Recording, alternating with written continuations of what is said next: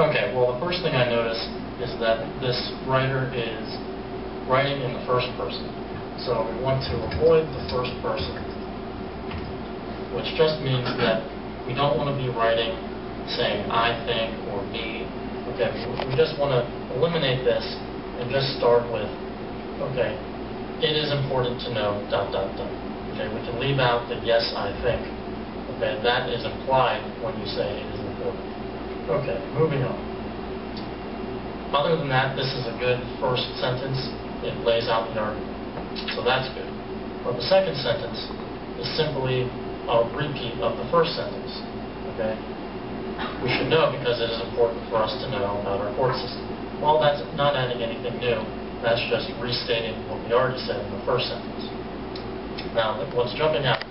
Okay, so kind of get the idea of what I was doing there. There's obviously ways that I can improve that, make it more engaging. But what I did like about the experience was I could go back, watch it again outside of class, and having it recorded gave them the opportunity to kind of scroll here and there. They didn't have to watch the entire thing. If they just wanted a quick reminder about, well, what did he say about the first person? I'm supposed to write in the first person? And watch that? No. So yeah, that was really good. And I got some good feedback through an anonymous survey on that. It's here somewhere. Do you have any data on the number of times that you used during class, outside of class? This is a sample of the rubric, or the survey students did. This person obviously watched it a lot outside of class, 4 or more times.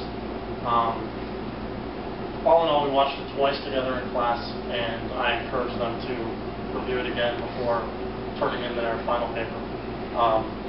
I can't remember the number off the top of my head. I want to say it was, on average, students watched it about 3 times total, which would tell me about once outside of class.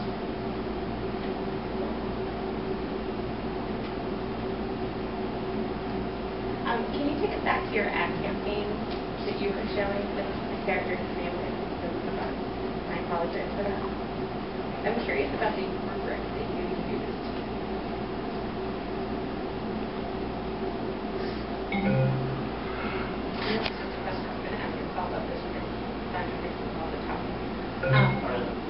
I'm wondering, when you're evaluating student writing, and I'm an English teacher, so I'll try my best to pull back that dialogue about literacy instruction just a little bit, but I'm wondering, is this the typical format that you use for a rubric when you're evaluating writing? Or have you ever tried playing with it a little bit and giving kids a sense of what maybe a 3 looks like, or what a 4 looks like, or what a 5 looks like? What led you to design it this way? Well, this particular one, it would be hard to kind of give an example. Yeah, sure. But let me go to, that was the rubric for their actual presentation for the product. Within the reasoning through writing, I have a couple of rubrics. Here's one. Yeah, it doesn't give an example of what a 5 would look like, etc. I just kind of, this is something I was familiar with from having been graded this way before. I really like this model because you've allowed yourself a concise space to be providing feedback. I think in English ed, oftentimes our students will just write and write and write and write and write, and their pupils don't really look at all of that feedback. They look at the grade and then they look at what little nits you think, and they also invested crazy amount of time in assessment. So I like that.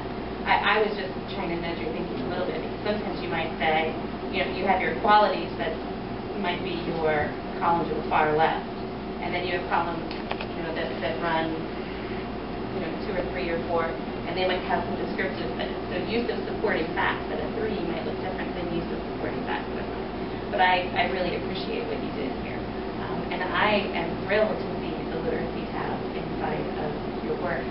Whatever that. Yeah, actually, I have my literacy brochure that I made. I saw that. Here.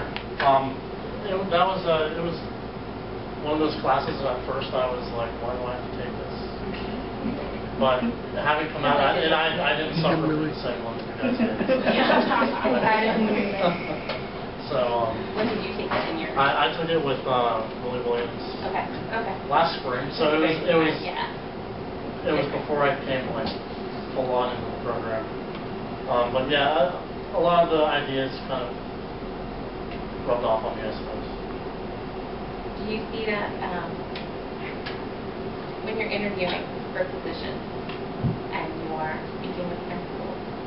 I hope, and this is just a piece of feedback, I hope that that's one piece that you actually emphasize a great deal. And I already have. Yeah, because I think that that's something that's distinct about your work and it's kind of a signature pedagogy to what you do. And I think it also resonates really well with where kids are needing to go. Like you mentioned.